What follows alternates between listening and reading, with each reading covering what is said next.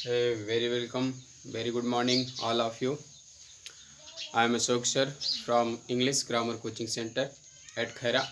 My dear student, आज मैं एक ऐसे टॉपिक पे बात करने जा रहा हूँ. अक्सर बच्चों में दिक्कतें आती रही, समस्या होती रही कि सर एक ऐसी वीडियो बनाइए जिसे ईच एवरी और आइदर नाइदर पे कोई वीडियो बनाइए. तो आज मैं उनके इंतज़ार को ख़त्म किया और आज मैं आप लोगों के सामने ईच एवरी नाइदर और आइदर पे डिस्कस करने जा रहा हूँ. तो आज आप लोग अगर मेरे वीडियो को देख रहे होंगे तो बड़े सावधानीपूर्वक देखिएगा. यह कॉन्सेप्ट जो है आप लोगों के लिए बहुत बेहद इम्पॉर्टेंट है. माय डियर स्टूडेंट, आप लोग अगर पढ़ते हैं तो मेरे चैनल पे आप मेरे वीडियो को देखते हैं तो सबसे पहले मेरा एक रिक्वेस्ट है आप लोगों से कि आप लोग मेरे वीडियो को देखने से पहले आप लोग सबसे पहले कॉपी कलम लेकर के बैठिए, ताकि आप लोगों को जो चीज़ें मैं बताऊं आप नोट कर सकें, आप उसको लर्न कर सकें, आपको कोई दिक्कत ना हो सके, अंग्रेजी को सीखने में कोई समस्या ना हो सके. चलिए देखते हैं. यहाँ देखिए ईच एवरी आइदर और नाइदर मैंने लिखा है. ईच एवरी आइदर नाइदर, ये चारों जो है ना, इन्हें ये चारों जो है आजीवन क्या होता है, सिंगुलर होते हैं. क्या होते हैं? सिंगुलर होते हैं. जब ये आजीवन सिंगुलर होते हैं माय डियर स्टूडेंट, तो इनके साथ जो वर्ब लगता है वो डेफिनेटली हमेशा सिंगुलर लगता है. क्या लगता है? सिंगुलर लगता है. करेक्ट. अब ध्यान रखना है कि इनके साथ प्रयोग किए जाने वाला वर्ब भी सिंगुलर लगता है. मेरे प्यारे स्टूडेंट, इनको हमेशा ध्यान रखना होगा कि ईच एवरी यानी except either, either is sorry except every is only a single word is not used as a pronoun, is as a subject, only used as a adjective. every is as a adjective. every एक हमेशा adjective होता है जिसका प्रयोग कभी भी, हमेशा ध्यान रखिए कि जिसका प्रयोग कभी भी क्या कहते हैं, एज ए प्रोनाउन के रूप में नहीं किया जाता है. तो ध्यान रखिएगा कि हमने कहा कि एवरी को छोड़कर जितने हैं सभी क्या हैं, प्रोनाउन होते हैं. ये सभी प्रोनाउन की तरह कार्य करते हैं. किसकी तरह कार्य करते हैं? प्रोनाउन की तरह. ये सभी एडजेक्टिव की तरह भी कार्य करते हैं. इन्हें एडजेक्टिव के जैसा भी प्रयोग किया जा सकता है, लेकिन ध्यान रखना होगा कि एवरी का प्रयोग कभी भी प्रोनाउन के रूप में नहीं किया जा सकता है. इनका जब भी प्रयोग किया जाएगा एडजेक्टिव की ही तरह किया जाएगा. तो मैं आप लोगों से डिस्कस कर रहा हूं कि ध्यान रखिए, एक एक कॉन्सेप्ट की मैं बात करूंगा. मैंने कहा कि ये आजीवन चारों क्या होते हैं, सिंगुलर होते हैं. इनके बाद हमेशा वर्ब जो इस्तेमाल किया जाता है, इनके साथ हमेशा वर्ब सिंगुलर प्रयोग किया जाता है. इनके साथ एक और ले लीजिए, एवरीवन ले लीजिए. एवरीवन भी सिंगुलर होता है. आजीवन क्या होता है? सिंगुलर होता है. इनके साथ जो वर्ब लगता है वो भी सिंगुलर ही लगता है माय डियर स्टूडेंट. एक और ले सकते हैं नन में से मैंने कोई नहीं, इनमें से कोई नहीं. अब नन का प्रयोग भी सिंगुलर होता है. ये भी ऑलवेज सिंगुलर होते हैं. ध्यान समझिएगा, ये भी ऑलवेज सिंगुलर होते हैं. करेक्ट. इनके साथ जो वर्ब लगता है वो ऑलवेज क्या लगता है, सिंगुलर लगता है. तो आई होप दैट आप लोग यहां समझ गए होंगे कि इसका प्रयोग कहां होता है. तो मैं आप लोगों को बता दूं कि ईच एवरी और आइदर नाइदर हमेशा सिंगुलर होते हैं. इनके साथ वर्ब जो प्रयोग किया जाता है माय डियर स्टूडेंट, सिंगुलर प्रयोग किया जाता है. इनका प्रयोग एडजेक्टिव और प्रोनाउन दोनों के रूप में किया जा सकता है. किसका? इसका प्रयोग हम कहते हैं कि एडजेक्टिव और प्रोनाउन दोनों के रूप में किया जा सकता है. करेक्ट. अब ध्यान रखिएगा, एक एक टॉपिक की मैं बात कर रहा हूं. पहले तो आपने उतार लिया होगा. सबसे पहले मैं बात कर लूं ईच एंड एवरी की. मैं बात कर लूं किसका? ईच एंड एवरी की. अब ईच का देखिएगा, ईच का प्रयोग ध्यान रखिएगा. ईच का अर्थ होता है प्रति, एक या प्रत्येक. इसका दो सेंस होता है. इसका प्रयोग दो या दो से अधिक के लिए किया जाता है. किसके लिए किया जाता है? दो या दो से अधिक के लिए किया जाता है. ध्यान समझिएगा, इसका प्रयोग दो या दो से अधिक के लिए किया जाता है. किसके लिए किया जाता है? दो या दो से अधिक के लिए किया जाता है. करेक्ट. इसका अर्थ ही होता है प्रत्येक, है ना. अब ध्यान रखिएगा, एवरी का प्रयोग कहां करते हैं? ध्यान समझिएगा, एवरी का प्रयोग हमेशा ध्यान रखिए दो से अधिक के लिए किया जाता है. किसके लिए किया जाता है? दो से अधिक के लिए किया जाता है. करेक्ट. 2 से अधिक के लिए किया जाता है। Understand.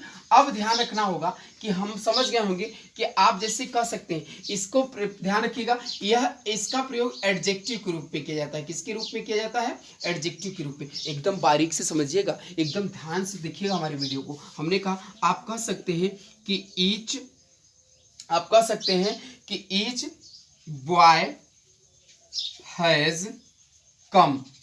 Each boy has come, प्रत्येक लड़के यहाँ आए। अब ध्यान रखिएगा, आए हैं। अब यहाँ देखिए, हमने कहा कि इनके बाद वर्ब प्रयोग का हमेशा सिंगुलर होता है। एक चीज और ध्यान रखिए, इनके साथ जो नाउन लगता है वह नाउन ऑलवेज सिंगुलर होता है माय डियर स्टूडेंट। इनके साथ जो प्रोनाउन लगता है वो ऑलवेज सिंगुलर लगता है, करेक्ट। तो इनके साथ जो भी नाउन आएगा वो नाउन कैसा होगा? सिंगुलर होगा। कैसा होगा? सिंगुलर होगा। अंडरस्टैंड। अब यहाँ पर आपको दिक्कत नहीं होना चाहिए। अगर हम इनका प्रयोग ऐसे कह देते कि ईच इज हैप्पी, यानी सभी लोग प्रसन्न है, प्रत्येक लोग क्या है? प्रसन्न है। और अगर यहाँ पर हम इसका प्रयोग प्रोनाउन के रूप में अगर इसका हम प्रयोग एवरी इज हैप्पी कर देते माय डियर स्टूडेंट, तो सेंटेंस क्या होता है? यहाँ पर गलत हो जाता है। क्यों? क्योंकि ईच का प्रयोग प्रोनाउन और एडजेक्टिव दोनों के रूप में किया जा सकता है, लेकिन एवरी का प्रयोग कभी भी प्रोनाउन के रूप में नहीं किया जाता है माय डियर स्टूडेंट। हमेशा जब भी इसका प्रयोग किया जाता है वह एडजेक्टिव के रूप में ही प्रयोग किया जाता है। एडजेक्टिव का मतलब यह होता है कि नाउन के पहले जो शब्द आता है वही एडजेक्टिव कहलाता है। तो ध्यान रखो, इसका मैंने कहा एडजेक्टिव के पहले किया जाता है। जैसे देख लीजिए जाए एग्जाम्पल, यहाँ पर देखिए हमेशा ध्यान से, कि मैंने कहा कि एवरी बॉय हैज कम, प्रत्येक लड़के यहाँ आए हैं। या ऐसे कह सकते हैं कि एवरी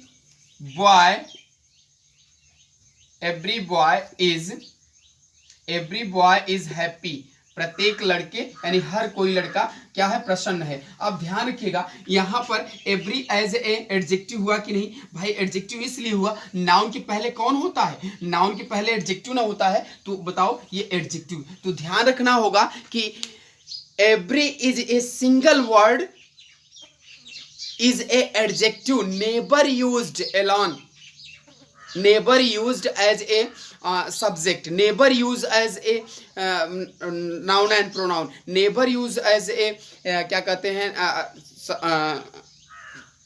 noun। अंडरस्टैंड। तो यह ध्यान रखना होगा कि every is never used as a noun and pronoun, every is used as a adjective. Every का प्रयोग हमेशा एडजेक्टिव के रूप में किया जा सकता है, लेकिन इसको देखियो, हमने कहा ईच, एवरी, आइदर, नाइदर, ये तीनों जो हैं आजीवन सिंगुलर होते हैं। इनके साथ वर्ब का प्रयोग जो किया जाता है वो आजीवन सिंगुलर किया जाता है। इनके साथ ध्यान रखें कि इनके साथ नाउन और प्रोनाउन जो भी आएंगे वो सिंगुलर आएंगे। अंडरस्टैंड। तो एक तो बात ये समझ गए होंगे, हमने कहा जैसे हमने लिख दिया, ध्यान रखिएगा कि हम इन सभी को अब एक एक बातें हम समझ लें। हमने कहा, ध्यान समझिएगा, अगर हम इसी का प्रयोग, ध्यान समझिए, हमने कह दिया कि each is happy, is happy.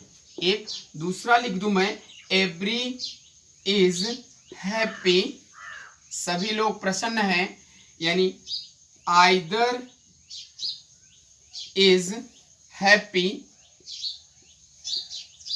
Neither is happy. तो नोटिस करिएगा कि इसमें से ये सही है, ये गलत है, ये सही है, ये सही है। क्यों? क्योंकि इनका प्रयोग एज ए सब्जेक्ट के रूप में किया जा सकता है, लेकिन इनका प्रयोग कभी भी एज ए सब्जेक्ट के रूप में नहीं किया जा सकता है, एलॉन नहीं किया जा सकता है। इनके साथ कोई न कोई नाउन आएगा और किसी न किसी नाउन का प्रयोग अवश्य हुआ रहेगा। अंडरस्टैंड। तो आई होप दैट आप अच्छी तरह से समझ गए होंगे। ईच का अर्थ होता है प्रत्येक और एवरी का अर्थ होता है हर कोई या प्रत्येक, लेकिन ईच का प्रयोग दो या दो से अधिक के लिए किया जाता है और एवरी का प्रयोग दो में से यानी दो से अधिक व्यक्तियों या वस्तुओं के लिए किया जाता है। अंडरस्टैंड। तो अब आप समझिएगा कि हमने कहा एवरी, आइदर और नाइदर, आइदर और नाइदर का प्रयोग हमने कहा कि यानी कि सब्जेक्ट के रूप में इसका प्रयोग किया जा सकता है। हमने कहा इनको ध्यान रखिए यूज। अब ध्यान रखना है कि ईच एवरी इज आइदर और नाइदर,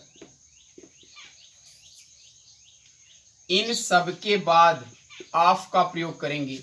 ऑफ के बाद ऑफ दी, इसके बाद माय डियर स्टूडेंट ध्यान रखना है कि हमेशा इनके बाद जो भी नाउन आएगा, जो भी नाउन होगा या प्रोनाउन होगा, वह ऑलवेज प्लूरल होगा। क्या होगा? प्लूरल होगा। लेकिन ध्यान रखिए वर्ब जो इस्तेमाल किया जाएगा वह वर्ब कैसा होगा? सिंगुलर होगा। करेक्ट। इनके साथ जो भी नाउन आएगा, प्रोनाउन आएगा, वो हमेशा प्लूरल होगा, लेकिन वर्ब इनके साथ हमेशा सिंगुलर होगा। जैसे यहाँ पर देख लिया जाए कि दो छात्राओं में से प्रत्येक ईमानदार हैं। हमने लिख दिया कि दो छात्राओं में से, तो हम यहाँ पर दे रहे हैं कि each of the two, girls भी कर सकते हैं स्टूडेंट और स्टूडेंट्स भी कर सकते हैं माय डियर फ्रेंड्स। आप यहाँ पर आप गर्ल्स भी कर सकते हैं और स्टूडेंट का भी इस्तेमाल कर सकते हैं। अब कह रहे हैं कि each of the two girls is honest.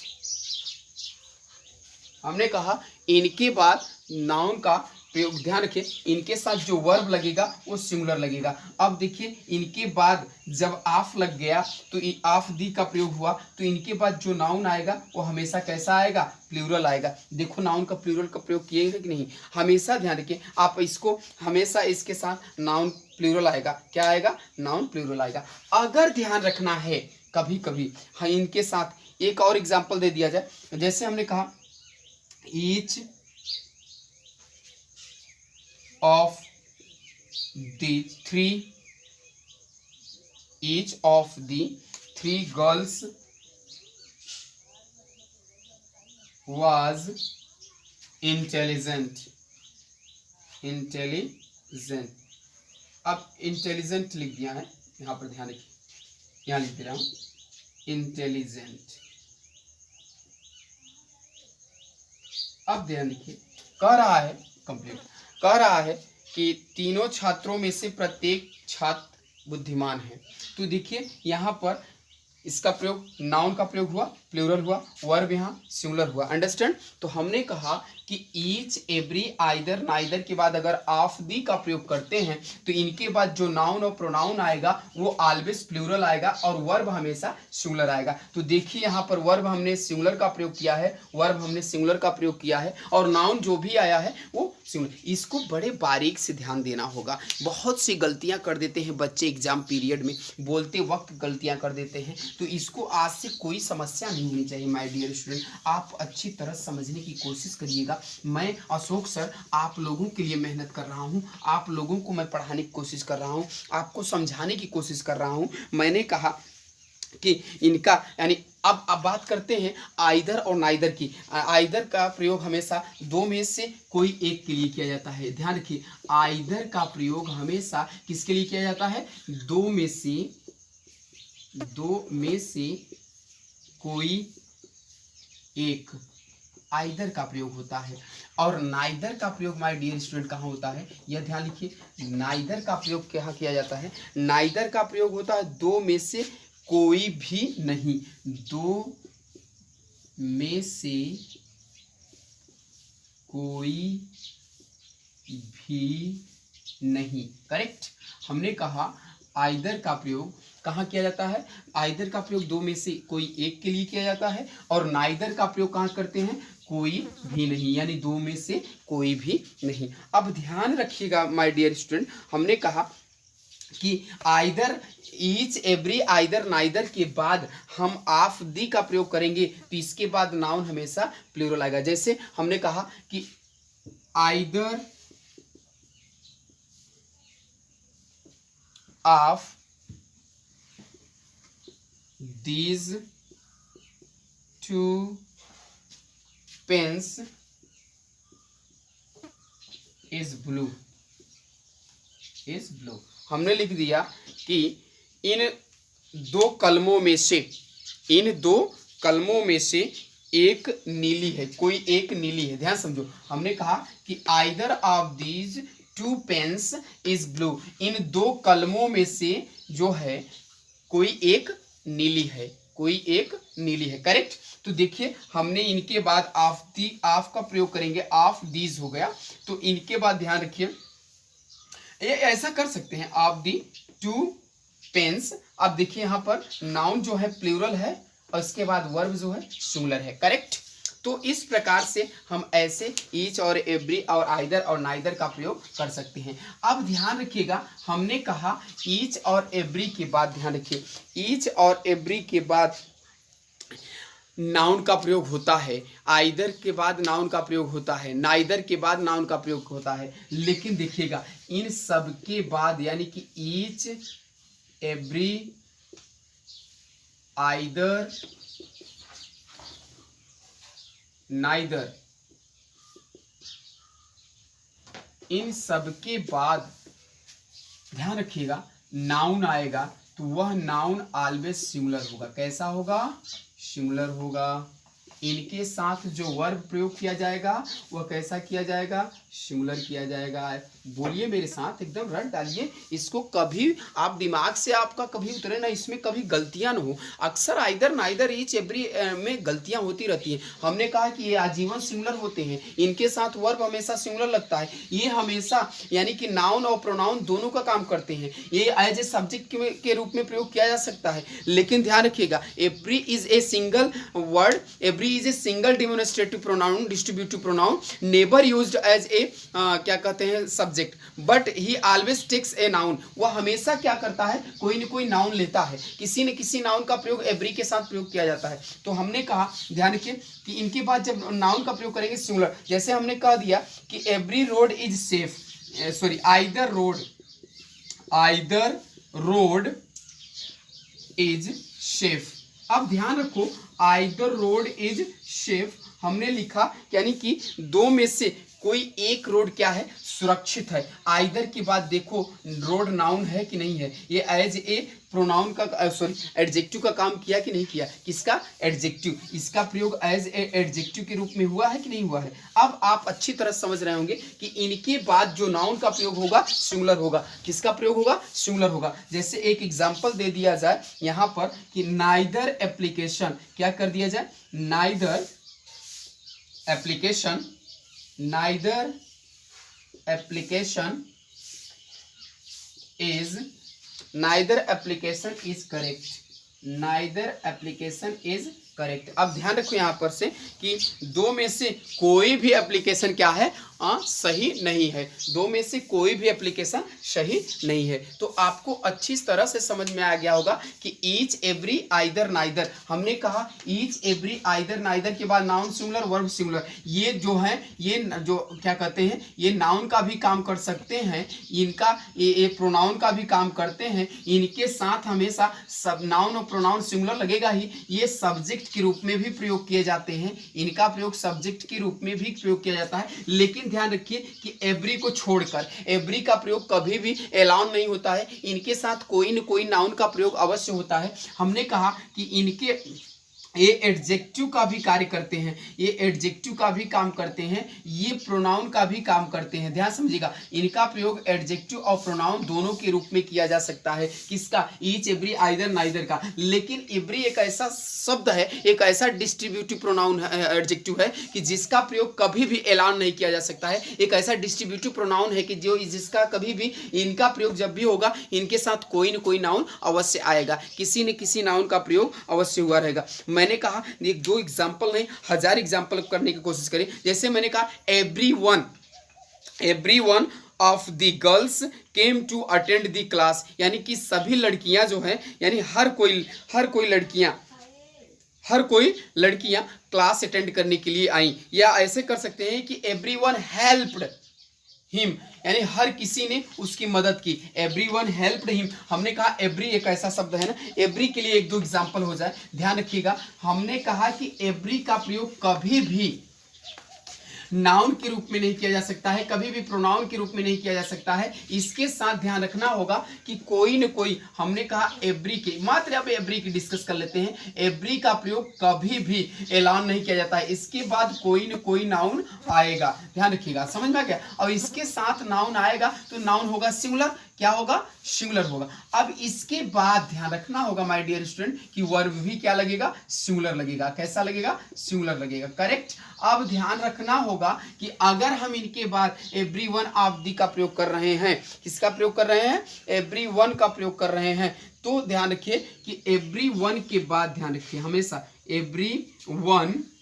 Plus of the लगा दिए, क्या लगा दिए, ऑफ दी। तो इसके बाद जो नाउन आएगा माय डियर स्टूडेंट वह नाउन प्लूरल होगा, क्या होगा, प्लूरल होगा। लेकिन प्लूरल के साथ साथ ध्यान रखना होगा कि इसके साथ वर्ब जो लगेगा वो वर्ब हमेशा सिंगुलर ही होगा। कैसा होगा, सिंगुलर। तो एग्जांपल एक देख लिया जाए, जैसे हमने कहा कि every one of the, every one of the 5 girls came to attend the class, correct.